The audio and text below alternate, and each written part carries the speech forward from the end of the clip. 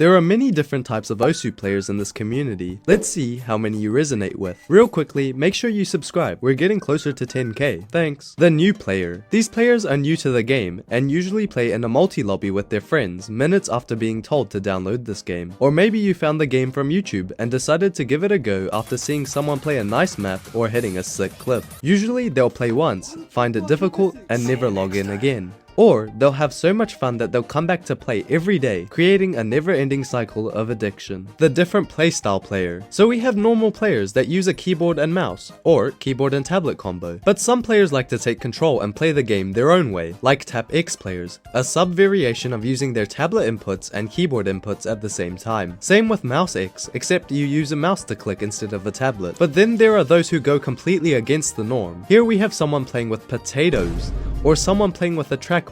Wait, there is someone playing touchscreen and using a keyboard at the same time? There are so many different ways to play the game, and those are just some of the few. The Global Moderation Team. The Global Moderation Team, commonly referred to as GMTs, are members of the community who are focused primarily on player moderation and issues pertinent to the team and the community at large. They are distinguished by their citrus green user title, user group badge that reads GMT, and their red in-game username. So by being an active member of this community and keeping it under moderation, you get a nice title and red colored name? Is that it? Oh wow, they get Osu Supporter, something that is worth $5.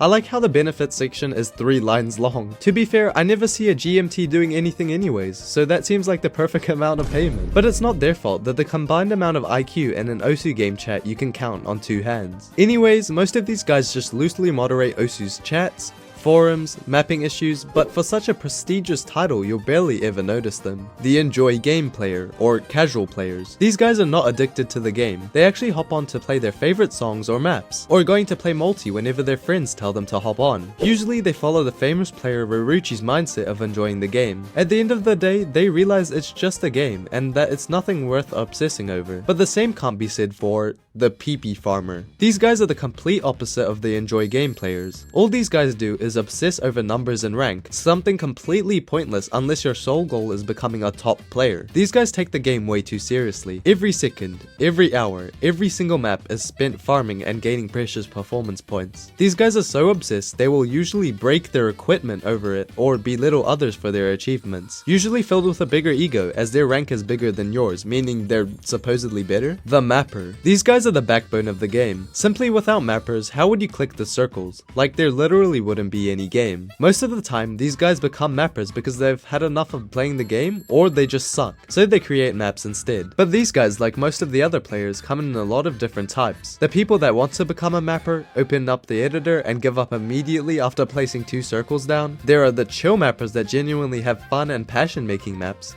You can tell that they are chill when they're down to be guest difficulties on other maps, pitching ideas, and helping out new mappers in the scene. The meme mappers, people like Wafer and Ryusei Aika that are capable of making good maps but go for this unique style. Who am I kidding? Some of their maps are looked down upon because of its unordinary placement of circles or usage of sliders. The OG mappers are some of the most recognizable mappers in Osu. People like Sotux, Growiak, Log Off Now, Fiery Rage.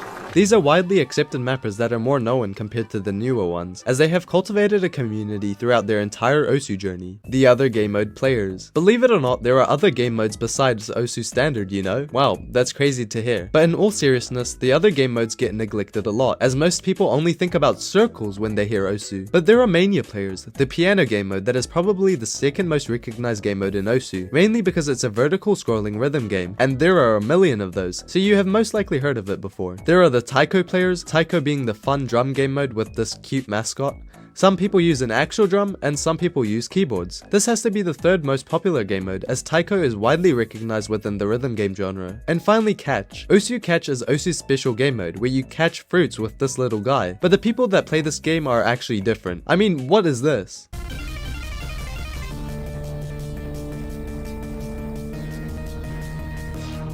Too bad there is a combined amount of 10 players who play each game mode. The tourney player. These guys are usually very competitive players that don't really play for rank, but try to use their skill by playing against other players for a sweet prize of Osu supporter, maybe a badge or even money if you're lucky. This is applicable for the lower ranked players, but the higher ranked ones usually play for money, and some of the best players have actually been able to win thousands of dollars, which is cool. But you know what's not cool? The D ranker. As the name implies, D rankers are people who purposefully lose ranks in order to play in easier tournaments, when their skill is much better than the rest. It's mainly for those people who just want to flex their skill on others and be a dickhead, or offline players / people who don't want to farm. Usually the D rankers are extremely hated in the community for ruining the fun for other players. The multiplayer. The multiplayers come in a wide variety of different forms. We got the newbies who have just recently installed the game and want to play with their friends, or they are chilling in those 2 to 3 star host rotate lobbies while someone from India is waiting for their beatmap to download. Then we got the straight menaces, mainly people from the 4 to 5 digit range joining lobbies filled with 6 digits just to completely destroy them on every map. The top player.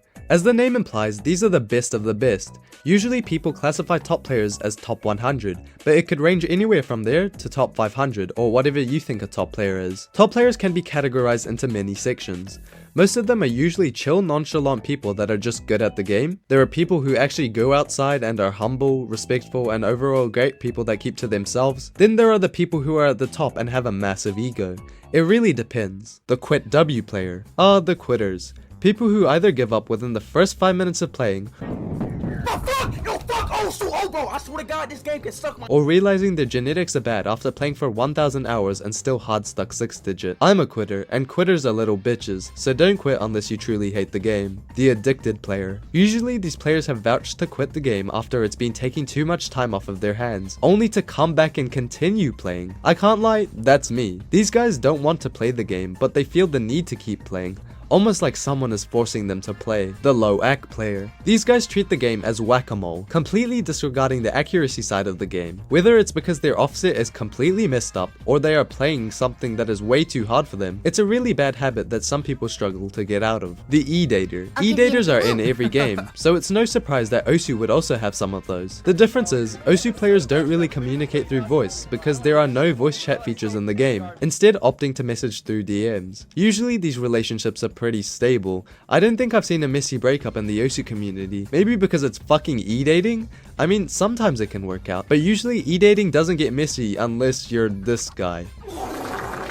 The relax player. Relax players are people that have more fun aiming and not worrying about the tapping aspect. These guys usually play for fun or compete in this specific sector of the game via private Osu servers that have a leaderboard. But then you got some people that pretend they are playing legit, when in reality it's obvious that they are using relax hacks. The aim trainer player. These guys treat Osu, a 2D game, as an aim trainer for their FPS games that require 3D aim. Usually they're doing this because their friends said, "Oh, you know you can use Osu to train your aim, right?" When in reality, it doesn't help at all. So stick to aim labs. The Beatmap Nominator, or NAT. Members of the Beatmap Nominators are primarily responsible for modding pending beatmaps and approving them into the ranked section. Beatmap Nominators are the people to go to advice for requests or anything mapping or modding related. The Nomination Assessment Team, usually referred to as NATs, is a team that moderates the Beatmap Nominators, BNs, and ensures that the beatmapping side of Osu stays functional. BNs and NATs are some of the most stuck-up people you'll encounter if you become a mapper. Sometimes they're too lazy to do their job, and if your map doesn't fit their liking, well, that's just a massive fuck you to your face, and you can't do much about that. These guys go through a whole fucking course just to decline your requests to get a map ranked. That's pretty funny. Nats oversee the BNs, so if you can't get past the already tough BNs, well, good luck talking to the people in charge of them. But don't get me wrong, there are some really cool BNs that encourage new mappers and get their maps ranked,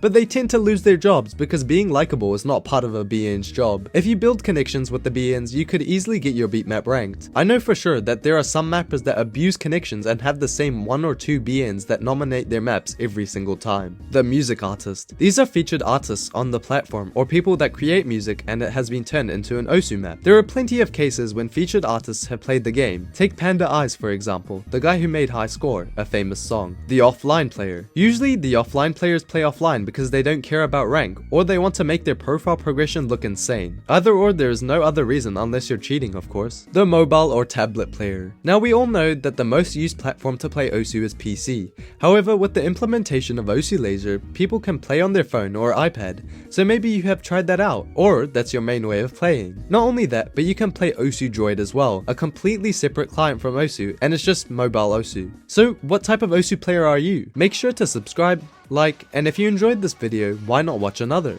Okay, take care, bye bye.